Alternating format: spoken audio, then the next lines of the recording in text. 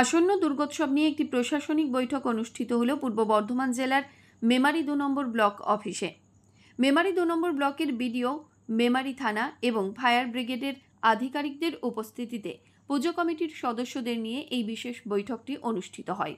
মূলত দুর্গাপুজোতে কী প্রশাসনিক নিয়মকানুন থাকছে পুজো কমিটিগুলির জন্য এবং কী সাবধানতা অবলম্বন করতে হবে তাদের, এই সমস্ত বিষয় নিয়েই পুজো কমিটির সদস্যদের বিশেষ বার্তা দেন উপস্থিত আধিকারিকবৃন্দ। এদিনে উপস্থিত ছিলেন মেমারি ২ নম্বর ব্লকের বিডিও বিশাখ ভট্টাচার্য, মেমারি থানার ভারপ্রাপ্ত পুলিশ আধিকারিক দেবাশিস নাগ সহ অন্যান্য আধিকারিকরা। কাগজ অর্থাৎ জমির মালিকের দেওয়া শংসাপত্র ও স্থানীয় প্রতিনিধির সই সহ। দ্বিতীয় নম্বর লাগবে পঞ্চায়েতের ছাড়পত্র। এই পঞ্চায়েতের ছাড়পত্রে যদি মন্দির হয় তাই স্থায়ী মন্দির কথাটা যেন উল্লেখ থাকে। অমুক বারের পুজো কমিটি এত বছর ধরে পুজো করে আসছে, তার মাঝে স্থায়ী মন্দির যেন থাকে।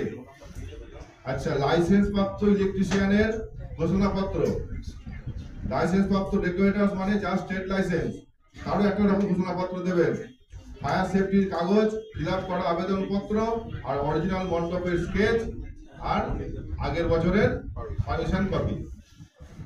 ঠিক আছে, কমিউনিকেট করে দিয়েছি। আপনারা জানেন যে এবার প্রতিটি পুজো কমিটির নামে অ্যাকাউন্ট হবে, সেই অ্যাকাউন্টেই কিন্তু আপনাদের যে চেকটা আছে সেইটা ভাঙবে।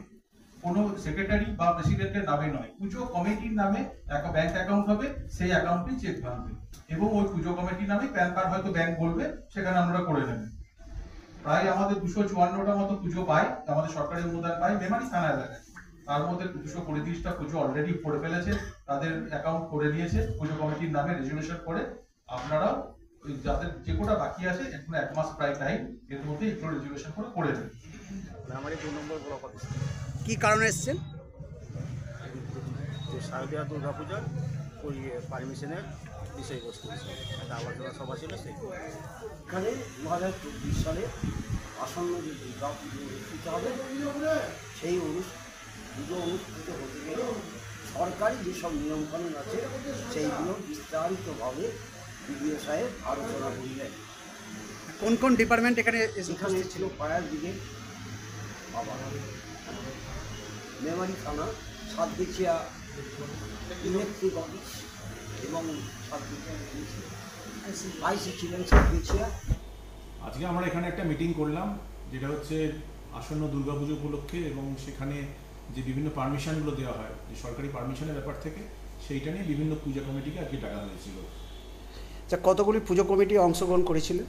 আমাদের এখানে মোটামুটি গতবারে যে সমস্ত পূজা কমিটি গভর্নমেন্ট গ্র্যান্ট পেয়েছিল, 86টা পূজা কমিটি গতবারে পেয়েছিল। এর বাইরে আরও কিছু পূজা কমিটি ছিল, তারা হয়তো গ্র্যান্ট পায়নি, কিন্তু আমাদের প্রশাসনের পারমিশন পেয়েছিল। এই পূজা কমিটিগুলো যারা পারমিটেড পূজা কমিটি, গতবারে যারা পারমিশন পেয়েছিল, তারা প্রত্যেকেই আর কি এসেছিল। কোন কোন বিষয়ের ওপর আলোচনাটা হলো?